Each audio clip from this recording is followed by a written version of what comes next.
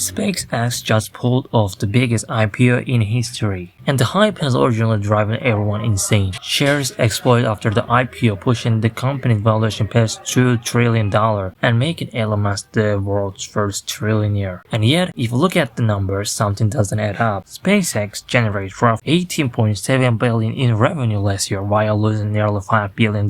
Despite that, investors are valuing the company at more than 100 times annual revenue. Wall Street is increasingly treating SpaceX as an artificial intelligence company after its acquisition of xAI and its plans involving orbital data centers. Maybe that future arrives, maybe it doesn't. But here is the part most retail investors doesn't understand. If everyone on Wall Street thinking buying SpaceX at those prices is crazy, then who is actually buying all those shares? The answer reveals how the market really works. First, index funds. Because of SpaceX's enormous market capitalization, funds tracking measure indexes are forced by their own rules to buy billions of dollars worth of shares.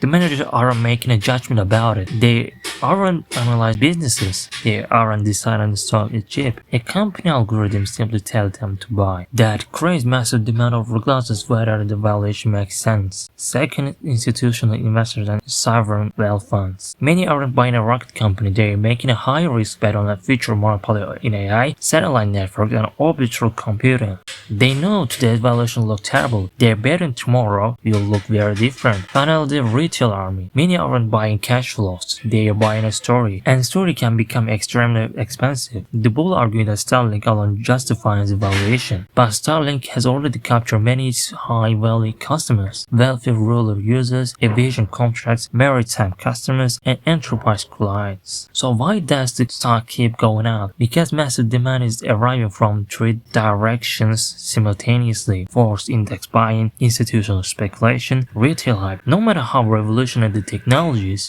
valuation still matters, and history is filled with investors who learned the lesson the hard way.